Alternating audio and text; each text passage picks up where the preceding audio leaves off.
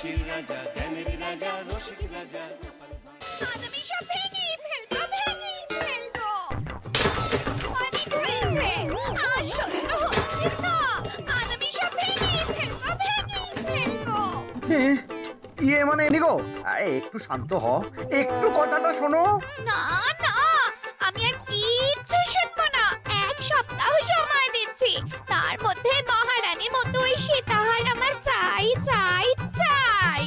আহা, কিন্তু গিন্নি ওটার যে অনেক দাম। আমার কি আর মহারাজের মতো অত টাকা আছে বলো? এই শোনো, তোমার কি আছে আর কি নেই তা আমার খুব ভালো করে জানা আছে, বুঝলে? কিন্তু গিন্নি, একটা কথা কান খুলে শুনে রাখো, এবারে যদি তুমি ওই সীতাহার আমাকে গড়িয়ে না দাও, আমি তাহলে চিরদিনের মতো বাপের বাড়ি চলে যাব। এই এই আমি বলে দিলাম। আচ্ছা ফাঁপড়ে পড়লাম আমি।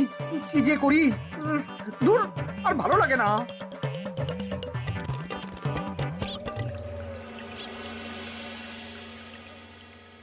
আজকে তোমাদের সকলের কাছে আমার একটা প্রশ্ন আছে। বলুন মহারাজ। আচ্ছা, ধরো তোমরা যদি এ রাজ্যের লোক না হতে, অন্য কোনো রাজ্যের হতে, তাহলে তোমাদের কাছে কৃষ্ণনগর কেমন মনে হতো? মহারাজ, এক কথায় বলতে গেলে সমৃদ্ধ শক্তিশালী রাজ্য। বেশ, তা হঠাৎ এমন প্রশ্ন মহারাজ? আসলে বেশ কিছুদিন ধরেই আমি একটা কথা ভাবছিলাম। ঈশ্বরের দয়ায় আমাদের সবই আছে, তবু রাজ্যকে আরো শক্তিশালী ও অন্যান্য রাজ্যের সাথে সুসম্পর্ক বজায় রাখা একটা রাজধর্মে পড়ে। ঠিক বলেছে। ঠিক বলেছেন। বলি, তুমি কি এসব কথা কখনো ভাবো মন্ত্রী? হ্যাঁ, মানে আগে রোজ না, কিন্তু কখনো সখনো বোধহয় ভেবেছিলাম। কবে শুনি? ওই তো কিছুদিন আগে, ওই সেদিন। এটা ঠিক কোন সেদিনের কথা বলছেন মন্ত্রী মশাই? যেদিন আকাশে ওই দুটো সূর্য উঠেছিল? তোমাকে সবকিছুতে ফোড়ন কাটতেই হবে না গোপাল, হ্যাঁ? কি আর করি বলুন, আপনার কষ্ট যে আর সহ্য হয় না। যাই হোক, মুদ্রা কথা হলো, এসব কথা মাথায় রেখে এখন আমাদের কিছু করা উচিত। কিন্তু কি করা উচিত সেটা আমি ঠিক বুঝতে পারছি না। এই একটা করে রসগোল্লা খাওয়ালে কেমন হয়? এই, তুমি থামবে? মহারাজ, আমার কাছে একটা উপায় আছে। 10 দিনের একটা মিলন মেলার আয়োজন করলে কেমন হয়? খুব বাজে হবে। একটা মেলা কত ঝামেলার কাজ সেটা বোঝো? একেই কত খরচ, তার উপর আবার অনেক লোক। মোটেই না, এটা তো দারুণ বুদ্ধি দিয়েছো গোপাল। এমন কিছুই তো চাইছিলাম। দূর, আর সবকিছুই আমার বিপক্ষে মনে হয়। দিনটাই খারাপ, আমি বরং চুপই থাকি। তাহলে সবাই শোনো, 1 সপ্তাহ পর কৃষ্ণনগর এক বিরাট বড় মিলন মেলার আয়োজন করছে, আর তার জন্য লোকজনকে নিমন্ত্রণ করার কাজ দেখবে গোপাল। যথাজ্ঞা মহারাজ।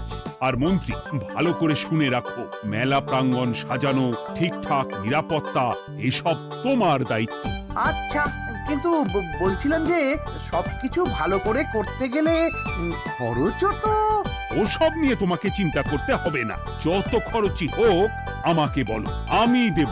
আরে বাস, তো দারুণ ব্যাপার। এই ফাঁকে যদি কিছু আমারও লাভ হয়ে যায়, তাহলে গিন্নির গলার হারটার কিছু একটা করতে পারবো। বেশ, তাহলে প্রত্যেকে নিজেদের কাজ শুরু করে দাও।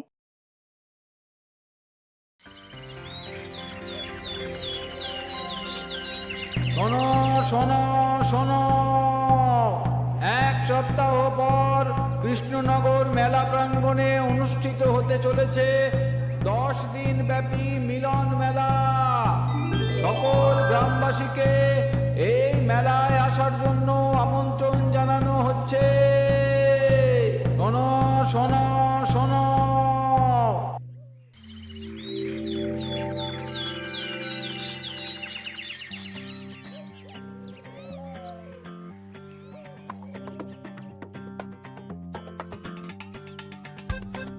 বাহ বাহ বাহ, ঠিক যেমনটা চেয়েছিলাম তেমনটাই হয়েছে। আর এসব কিছুর জন্য আমি গোপালকে ধন্যবাদ জানাতে চাই। কি যে বলেন মহারাজ, এই কৃষ্ণনগর তো আমার নিজেরই পরিবার। সেসব আমরা খুব ভালো করেই জানি গোপাল। আদিক্ষেতা একেবারে উতলে পড়ছে, এসব দেখে গা জ্বলে যায়। তোমার এই এত ভালো বুদ্ধি দেওয়ার জন্য আমি তোমাকে 50টি স্বর্ণমোহর উপহার দিতে চাই। এটা কি হলো? এরকম হলে কিন্তু আমি খেলবো না। কেন মন্ত্রী, তোমার আবার কি হলো? আমিও তো মেলার আয়োজন করেছি, তাহলে গোপাল একা কেন উপহার পাবে? সে তো মেলার জন্য অনেকেই কাজ করেছে, কিন্তু আসল বুদ্ধিটা তো দিয়েছে গোপালই। মন্ত্রী মশাইয়ের বোধহয় খুব হিংসা হচ্ছে। ঠিক আছে মহারাজ, আপনি বরং এই উপহার সকলের সাথে ভাগ করে দিন। না গো, কোনো ভাগ চাই না, তোমার উপহার তুমিই রাখো। যত সব।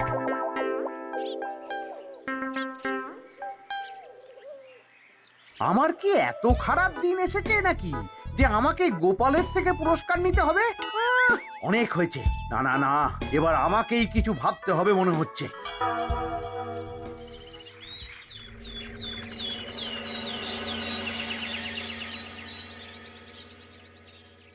আমার আমার সব শেষ হয়ে গেল গো, সব শেষ হয়ে গেল।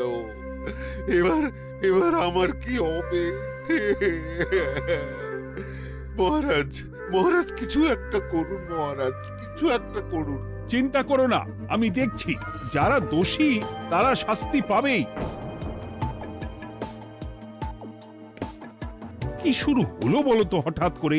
এত বড় বড় চুরি ডাকাতি হয়ে গেল, অথচ কেউ কোনো টেরই পেল না। হ্যাঁ মহারাজ, আসলে রাতের বেলা যখন সবাই ঘুমিয়ে থাকে তখন এই চুরি ডাকাতিগুলো হয়, তাই কেউ কোনো শব্দ পায় না।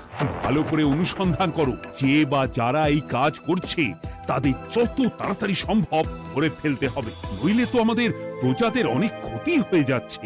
হ্যাঁ মহারাজ, আপনি কোনো চিন্তা করবেন না। কোথায় আনন্দ করে সব প্রজারা মেলা ঘুরবে তা নয়, আবার এই উটকো ঝামেলা। একটা কথা বলছি, কিছু মনে করবেন না। আসলে এই ঝামেলার কারণ হলো গোপাল। আমি ঠিক জানতাম কোনো না কোনো ভাবে আপনি আমাকে দোষ দেবেন। সত্যি তো, এসবের সাথে গোপালের কি সম্পর্ক? ওরই তো সম্পর্ক আছে মহারাজ। মেলা শুরু হলো আর তার সাথে চুরি ডাকাতিও। আর যদি গোপাল মেলার বুদ্ধিটা না দিত তাহলে রাজ্যে এত চুরি ডাকাতিও বাড়তো না। মানছি মন্ত্রী মশাই, মেলার বুদ্ধিটা আমার, কিন্তু মেলার নিরাপত্তা রক্ষা তো আপনার দায়িত্ব ছিল। যদি মেলা থেকেই এই ঝামেলা শুরু হয় তাহলে তো আপনার কাজেও ফাঁক আছে। মুখ সামলে কথা বলো গোপাল।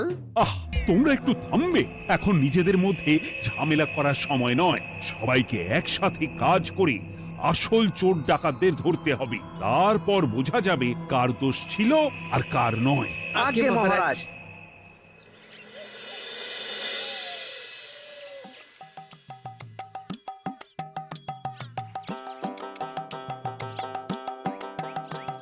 এই তো তুমি এসে গেছো। তাড়াতাড়ি মুখ হাত ধুয়ে বসো, তোমার জন্য একটা জিনিস এনেছি। বলো কি জিনিস? আরে আরে একটু অপেক্ষা করোই না, আমি আনছি। হ্যাঁ বেশ, আনো তাহলে। এই নাও, খাও। মিষ্টি দই। হ্যাঁ গো, খেয়ে দেখো তো কেমন। দারুণ সুন্দর স্বাদ তো গিন্নি। কোথা থেকে এনেছো? ভালো, মেলা থেকে এনেছি। ও জানো, বিনা পয়সায় গো। বিনা পয়সায়? তা কে দিল শুনি? আমি সুজন দইওয়ালা, বড় ভালো ছেলে। শুধু আজ নয়, ও রোজই মানুষকে ভালোবেসে না বিনা পয়সায় দই খাওয়ায়। হ্যাঁ বাবা, বেশ অবাক করা কাণ্ড। আসলে সুজনের দেশের বাড়িতে অনেক জমি জমা, গরু মোষ আছে। ও তাই বলে ওর টাকা পয়সার নাকি কোনো দরকার নেই, তাই ও বিনা পয়সায় খাওয়ায়। হ্যাঁ বুঝলাম। বাবা, খুব ঘুম পাচ্ছে এখন। ও গিন্নি, শোনো না, আমি বরং একটা ঘুম দিই এখন, বুঝলে? তুমি বরং বিকেলে আমায় একটু ডেকে দিও, ওর কাজ আছে। আচ্ছা বেশ। তোমাদের জন্য সেটাই ভালো, কারণ এমনিতেই মহারাজ চোর ডাকাত ধরার জন্য প্রহরীর ব্যবস্থা করছে পুরো রাজ্যে। না না না, সে নিয়ে আপনি চিন্তা করবেন না।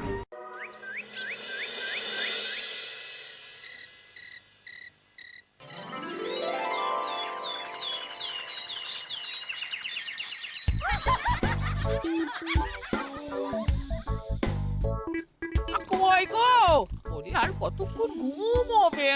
সকাল তো হয়ে গেল। সে কি গিন্নি, সকাল?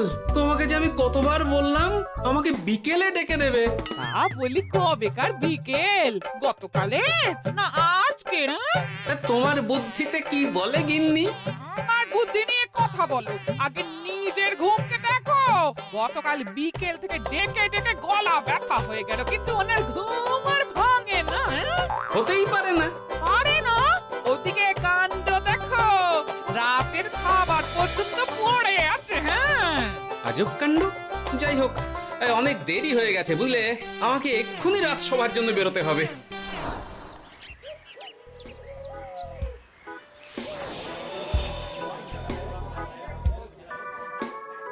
বাবা, এত ভিড় কি আছে এখানে? একটু কাছে গিয়ে দেখি তো। সত্যি সত্যি ভাই সুজন, তোমার হাতে জাদু আছে। এত সুন্দর মিষ্টি দই, এ স্বাদ ভোলার নয় ভাই। আচ্ছা, তাহলে এই হলো সুজন দইওয়ালা। ভালো মিষ্টি দই আছে, নেবে নাকি গো? পয়সা লাগবে না। জানি তো, সত্যি দারুণ স্বাদ এই দইয়ের। আমি খেয়েছি তো। তবে আজ নেব না গো, কাল এসে নিয়ে যাব। আচ্ছা আচ্ছা আচ্ছা।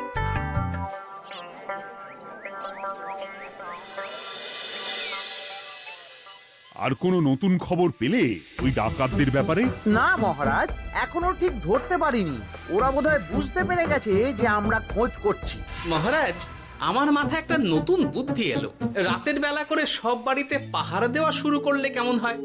সব চুরি তো রাতেই হচ্ছে। আরে, এ তো দারুণ বুদ্ধি। কিন্তু মহারাজ, আমাদের রাজ্যের প্রহরীরা রাতের বেলা কি করে পাহারা দেবে? কেন কেন, কি সমস্যা?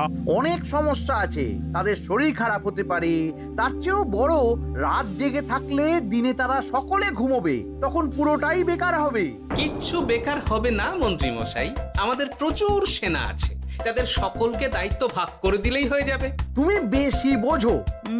গোপাল তো কিছু ভুল বলেনি মন্ত্রী, আমরা পাহারা বাড়াবো। আমি আজই সব সেনাদের সাথে কথা বলছি। সেনাপতি, তুমিও এই ব্যাপারটা একটু দেখো। যথাজ্ঞা মহারাজ।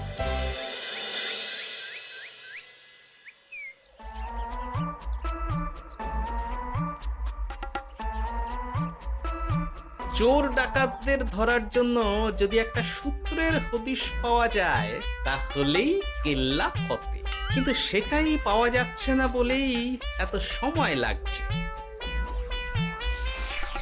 আরে, ওটা মন্ত্রী মশাই মনে হচ্ছে না? আড়ালে দাঁড়িয়ে এরকম কার সাথে কথা বলছে?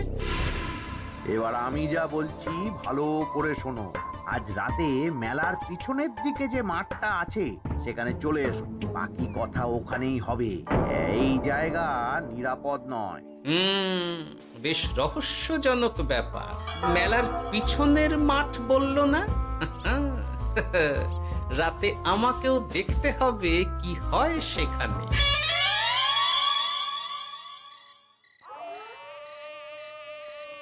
উফ, কি মশা রে বাবা! কখন থেকে দাঁড়িয়ে আছি, মন্ত্রী মশাইয়ের পাত্তা নেই কেন?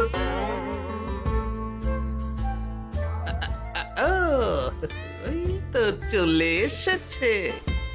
এই যে আমার সোনার হাটটা কই? হ্যাঁ, পই পই করে বলেছিলাম আমার ওটা চাই। আগে কি আর বলি বলুন তো, ওই হাটটা আমাদের দলের প্রধানের খুব পছন্দ হয়ে গেছে, তাই কোনোভাবেই ওটা দিতে পারলাম না। কি এত বড় সাহস! আমার বলার পরেও তুমি এরকম করলে? বড় ভুল হয়ে গেছে মন্ত্রী মশাই, এবারের মতন ক্ষমা করে দিন, আর হবে না, এই কথা দিচ্ছি। তোমাদের জন্য সেটাই ভালো, কারণ এমনিতেই মহারাজ চোর ডাকাত ধরার জন্য প্রহরীর ব্যবস্থা করছে পুরো রাজ্যে। না না না, সে নিয়ে আপনি চিন্তা করবেন না, আমাদের ধরা পড়ার কোনো সুযোগই নেই। কারণ যে পরিমাণ ওষুধ আমি আমার দইতে মিশিয়ে দিই, সেটা একবার যে খাবে মরার মতন ঘুমোবে। বাহ বাহ বাহ, সে তো খুব ভালো। করো করো। তার কোনো নতুন খবর পেলে? মেলা তো শেষের দিকে। হ্যাঁ, পেয়েছি। পাশের গ্রামে বলরাম নামে এক বড় মহাজন আছে। পরশু তার মেয়ের বিশাল ধুমধাম করে বিয়ে। শেষ একটা বড় দান মারতে পারলেই আপনার আমার দুজনেরই শান্তি। আচ্ছা, এই ব্যাপার তাহলে। এসব কিছুর পেছনে মন্ত্রী জড়িত। এইবার বুঝতে পারছি কেন রাতের পাহারাতে ওনার এত আপত্তি ছিল। কিন্তু ওই লোকটা কে? ঠিক আছে, এখন যাও, একটু সাবধানে কাজ করো আর আমার পাওনাটা ঠিকঠাক দিও, কেমন? সে কি সুজন দইওয়ালা? এবার আমার কাছে পুরো ব্যাপারটা পরিষ্কার হয়ে গেছে। না, কালই মহারাজকে সব জানাতে হবে, আর এদের হাতে নাতে ধরার জন্য একটা উপায় ভাবতে হবে।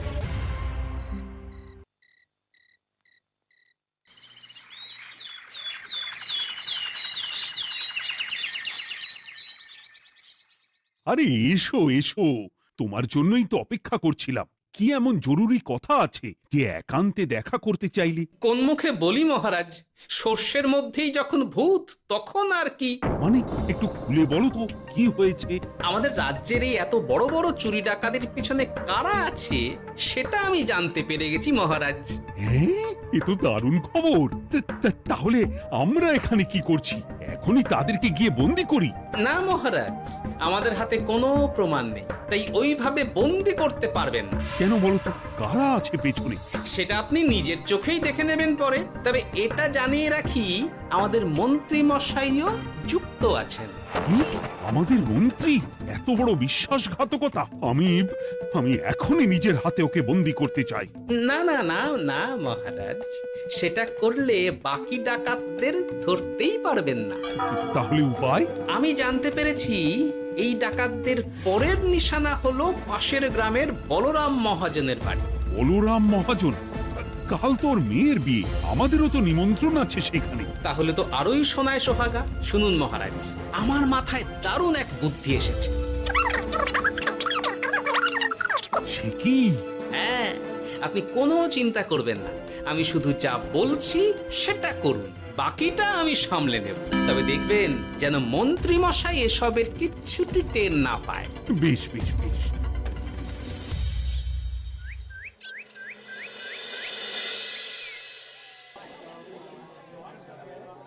আর তো কিছুক্ষণ, এরপরেই তো সন্ধে নামবে। তোমার সবকিছু তৈরি তো? হ্যাঁ মহারাজ। আরে, মহারাজ আর গোপাল কানে কানে এত কি কথা বলছে? আমাকেও জানতে হবে সেটা। ওই যে আসছে মরকটটা, আমার আর ওকে এক মুহূর্ত সহ্য হচ্ছে না। মনে হচ্ছে গুদুম গুদুম করে ওর মাথায় গাঁটটা মারি। শান্ত হন মহারাজ, দয়া করে শান্ত হন আর একটুখানি। তারপর আপনি মন্ত্রী মশাইয়ের সাথে যা ইচ্ছে করবেন। ওর আমি বরং অন্যদিকে যাই। মুখ দেখলেই আমার মাথাটা গরম হয়ে যাচ্ছে। সেই ভালো। কি হলো ব্যাপারটা? যাই হোক, আর তো কিছুক্ষণ, তারপর আমার বিশাল লাভ হবে। বরং ততক্ষণ আমি পেট পুজো করি।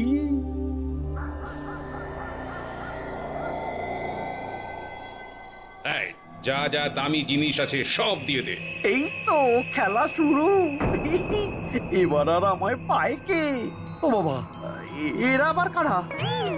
সত্যি গোপাল দারুণ চাল চেলেছে। এই তোমরা এখানে কি করতে এসেছো? কেন, তোমরা যা করতে এসেছো? ডাকাতি? এমন তো কোনো কথা ছিল না। কার দলের লোক তোমরা? মন্ত্রী মশাইয়ের দলের লোক। এই রে, কি বলছে সব? কোথায় কোথায়? এই মন্ত্রী মশাই, এই কি বলছে এরা? আপনি দু নৌকোয় পা দিয়ে চলছে, আমরা থাকতে আপনি আরো এক ডাকাতের দলের লোককে ডেকেছেন। কি মন্ত্রী? শেষে কিনা তুমি? খেয়েছে রে, আর বোধহয় বাঁচতে পারবো না। কই, চুপ কেন? বলুন, মন্ত্রী মশাই সোনার হার ডাকাতি করে আপনাকে দেওয়ার জন্য এখানে ডেকেছেন। কি সোনার হার? আমাকেও তো একই কথা বলেছে। আপনি আমাদের থেকে খবর নিয়ে অন্য দলকে কাজ দিয়েছেন। এই না না, মিথ্যে কথা। কিসের মিথ্যে?